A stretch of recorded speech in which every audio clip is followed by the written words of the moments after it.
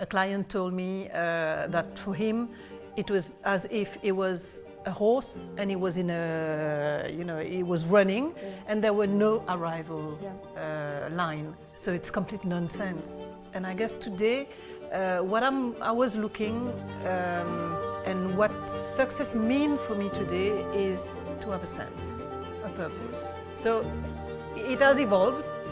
And today my goal is to accompany my client to define their own success. We are the product of society, we are the product of education, of our appraising. So parents have given us things, and very often it takes a lot of years before we ask ourselves, who are we and what do we want? Usually this conditioning is not very helpful finding one's own place in life. You would be surprised how many leaders don't even know what they want, or because they just not asked themselves the question. They were running. And you don't reflect when you run.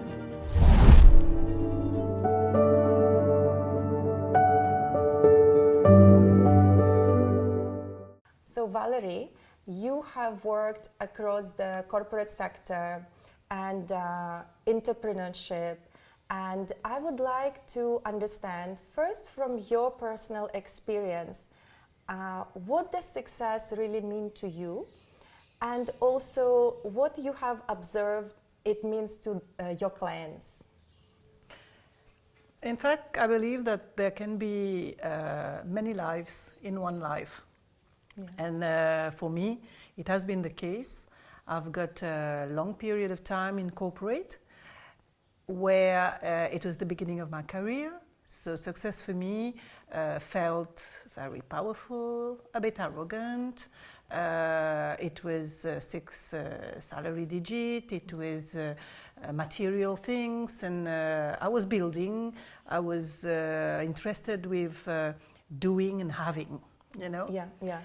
Then I moved to something more personal. Being an entrepreneur was sort of proving to myself that I could do something on my own. Yes. And there was a lot of freedom value in that, and I wanted to prove that I can create something.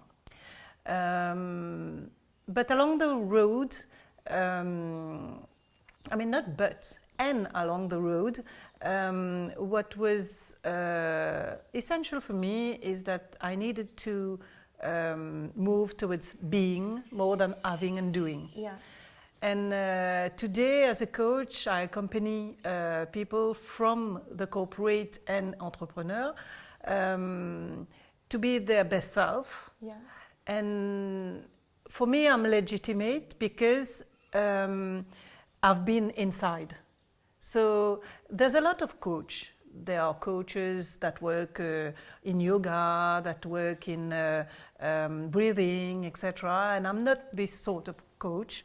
I'm an executive coach because I've led the way in that. I've been in that. Yes. I know what are their struggles. I know what is their daily life, and it's easier to accompany them when you know what are the struggles and how they are. What are the difficult things in corporate world, for example. Mm-hmm. And very often, corporate world is performance. It's a lot of, we're busy running. After what? I'm asking myself today, yes. Still. So, one day, a client told me that for him, it was as if he was a horse and he was in a, he was running, and there were no arrival line. So it's complete nonsense. And I guess today, what I was looking, and what success means for me today is to have a sense, a purpose. Mm-hmm. So it has evolved. And today my goal is to accompany my client to define their own success. Because success just as wealth, it's not money only, it's, of course, it's it's a tool, Yeah. but it's not only money. And today, I'm happy to accompany people to have this awareness, in fact, that it's much more than money. Beautiful. I can resonate very much with what you have said. I myself have been running in that hamster wheel because that's what kind of you get conditioned with in society, and success is viewed as accumulation of wealth or relationship, or external things, material things. And for a long time, I tried to chase those things so you don't fall behind, and you always feel there is no finish line to that. There's always something better, and there is always more to achieve in terms of external achievements. And today you look also at people's external validation, etc. More and more with social media. I mean, you need to be like that, and it's a rat race. Absolutely, and there's so much pressure to be a certain way, to perform in a certain way, and when you don't meet that mark, I think people might struggle a lot of mental issues, physical issues. I'm wondering, in your experience, because you mentioned you coach your clients with the struggles they're facing, and I imagine they probably would be someone of a leadership position where the pressure is even more. What do you find through those sessions, what you have learned from them, and maybe also from your experience as well? What are the actual struggles that people face? What are the most struggles that you've noticed that maybe are repeating? Maybe some patterns of behavior or conditioned patterns, or some belief systems that we're stuck in, and because we're believing it has to be this way, we're following certain way of life, but it is not maybe serving us, and it's crippling us because we're chasing something external. And you are mentioning about building that awareness in your practices. So I'd like to go deeper into that and understand more on a practical level what it looks like as well. So you just talked before about conditioning. I think the greatest issue is conditioning. Conditioning, we are the product of society, we are the product of education, of our appraising. So parents have given us things, and very often it takes a lot of years before we ask ourselves, who are we and what do we want? Usually this conditioning is not very helpful towards finding one's own place in life. If I take the example of Mauritius, for example, where we live, women would find it very difficult to not self-criticize and sabotage, because I need to be a good mom, I need to be taking care of my husband. And I mean, it's not even my husband who tell me that. It was just, I was raised like that, and when I have 2 or 3 networking events where I'm not at home at night, I feel guilty. So I'm my own criticism and judgment. And in fact, it works for the guys also. I mean, the guys were raised, you need to take care of your woman, you need to have money, you need to cater for her, etc. And for them also, today, if we invert, it's difficult for a man to say no. I have my feminine part in me, and I want to stay at home and raise the children. And my woman is careerist. She wants to go out there and contribute to the society. So people would look, people would comment, and it's difficult to have the courage to just stand and say, okay, I mean, it's our choice, you know. So conditioning, being aware of this conditioning is very important in order then to ask oneself the question of who am I and what do I want? This is usually, we usually start by that. in coaching sessions. And you would be surprised how many leaders don't even know what they want, or because they just not asked themselves the question. They were running. Yeah. And you don't reflect when you run. Yeah. Okay, you reflect in the bathroom, or when when you are active, you don't reflect. And so it's really giving them that compassionate space, safe space, where they can take time to reflect about themselves and what they want. And then to have enough ego strength to be able to say, okay, this is what I want, and whatever, if it's what society says is good or not, I'm going to go for it. So regain your ownership again.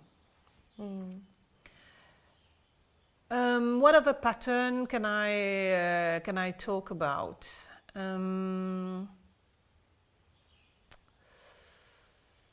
There's a lot of imposter syndrome, mainly feminine. There are loss of identity sometimes when you confuse your human being and doing. Yeah. Very often we give this distinction. This is your human doing, but who are you as a woman, as a human being? Yeah. So we talk about values. We talk about I work with different matrices, Ikigai matrices or meta coaching matrices, where I use neuro-linguistic programming, to work on the frames, because we believe that your inner game determines your outer game. So if you're not storytelling yourself something positive inside, it won't be positive outside. Yeah. So leadership usually begins by oneself. Okay, you're the leader of your life and what you want, and then you can lead people. Yeah. It starts with yourself, even in communication. Before being able to communicate to someone, you need to understand oneself. Mean, you understand yourself, and then you say, okay, I will communicate. So the objective is that the message goes through. And even that, it's complicated because everyone has its own perception. Absolutely, yes. We're alive to our perception. So there is not one success, just like there is not one truth. Yep. Absolutely. I love your answer, Valerie, and it definitely resonates very much when you speak about especially women who may have that imposter syndrome and that kind of conditioning where they self-sabotage.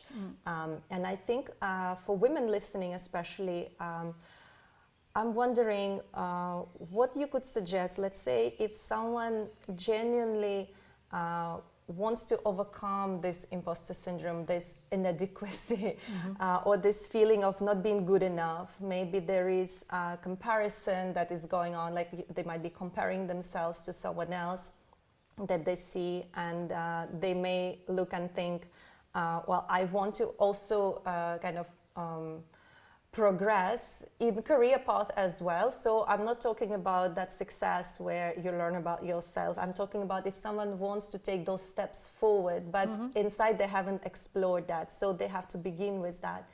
How can you, how would you guide that person? For example, especially females, let's say someone have been a stay-home mom, or maybe they had a career break and they want to return, but they might be struggling with identity.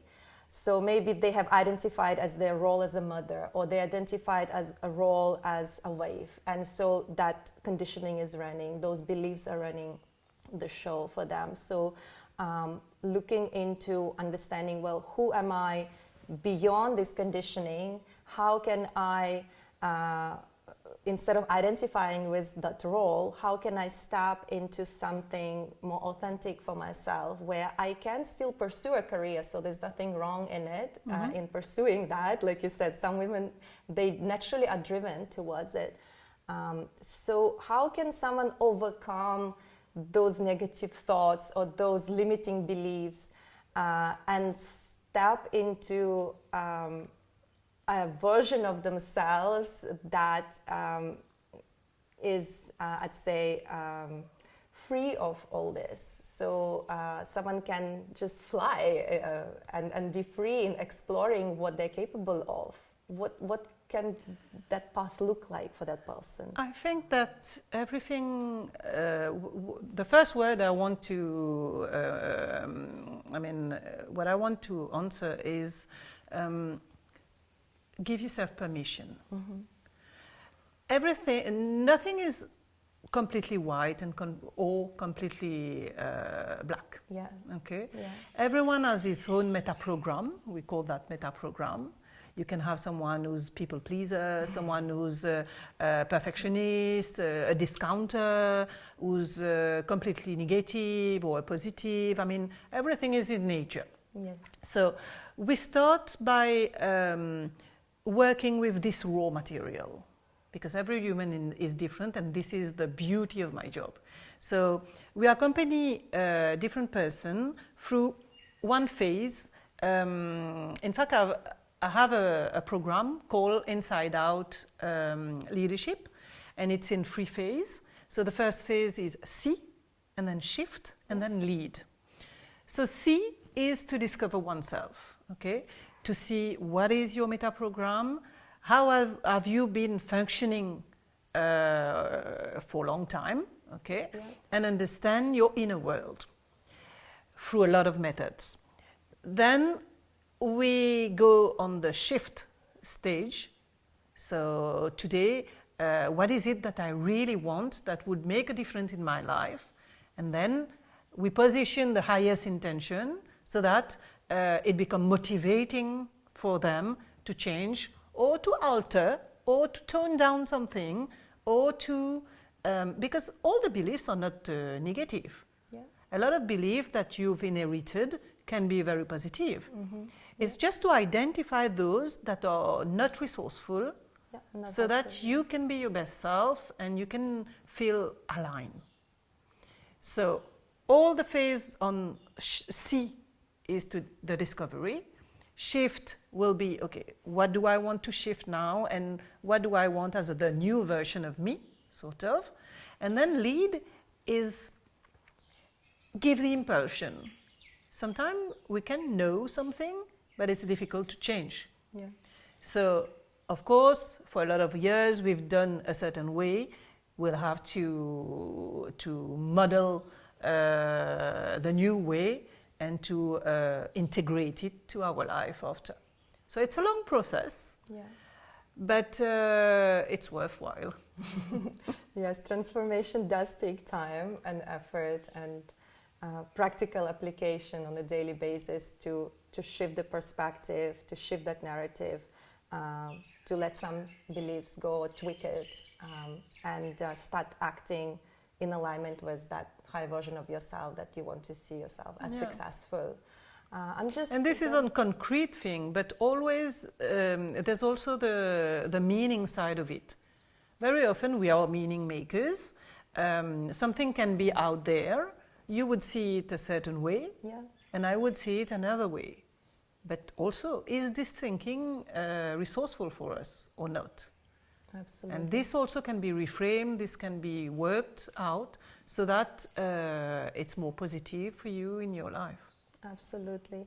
I think also like with how our perception is, we might be looking at someone and from our perspective we think of that person as not successful according to our parameters. Yeah. But actually, or it could be vice versa. Mm-hmm. We think of them as successful, but they silently could be struggling all this kind of mental problems. They might have addictions because they're not able to they might have a lot of success in terms of their career or recognition. Yeah. So we view that as success, and so we project onto that and think, well, this person is really successful, but maybe their personal life is struggling, maybe they're struggling with addiction and so forth.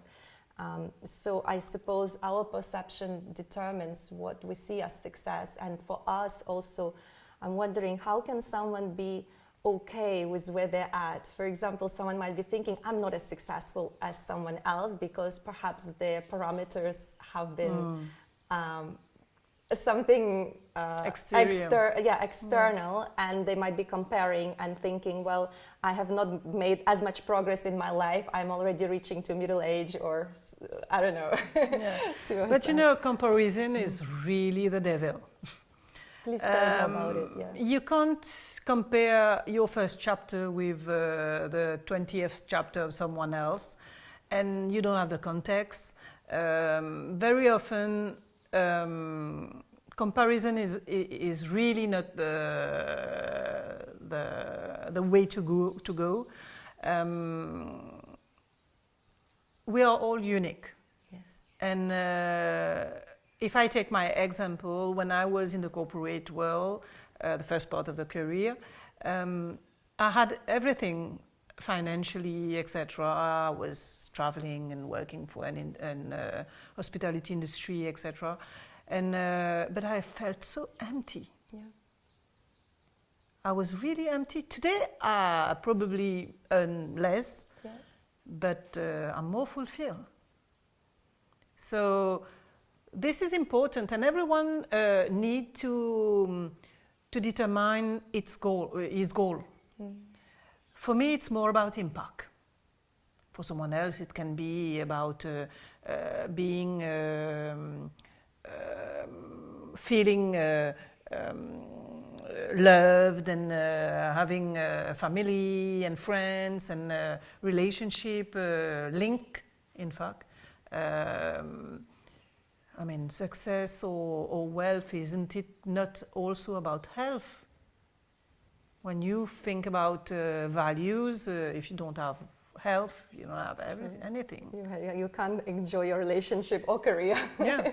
Yes, that is very true. And health is very important. And nowadays, especially, we see so many people are struggling with mental health, and it is linked to physical well-being as well. It manifests as physical symptoms.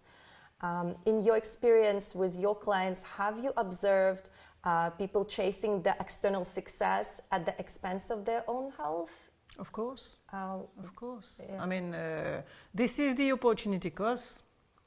Very often, I mean, running behind something that you don't know what it is, or running on a race where there is no arrival, you burn out. You burn in first, and then you burn out, you know. So, in fact, perfection doesn't exist, and you're running after perfection. Perfection, yeah. Absolutely. If someone is at that state where perhaps they are looking to make those inner changes, but they are stuck somewhere and they're not quite sure where they're stuck, what would be your tips or suggestions towards that person, how to get unstuck? In fact, I like coaching because coaching believes that you have all the answers inside. So I don't come with my answer that I give to the person, okay? Yeah. I create the space, I ask questions in order for them to realize what is it that's stucking them? What is it that is not allowing them to be their best self? And this is magical, because when you apply your own solution, it's sustainable. Mine, or a catalog of mine, won't be sustainable for you. Yeah, you know. Absolutely. So it's really unique. It's really one-to-one, and we have those aha moments when, having turned around a subject or a thematic, the person has wow. I mean, it was just there, Simple. and I didn't realize, you know. Yeah, it's very true. All the answers are within us, and we're always chasing something on the outside. You mentioned about fulfillment. I think maybe this will be my last question. You mentioned about fulfillment and having that inner fulfillment instead of gaining it from anything external. I think, like in my experience, we all have been conditioned that fulfillment will come from gaining all those external things, and only then I will be happy, only then I will be successful, only then I will be content. And like we said, it never ends. What could be ways for people to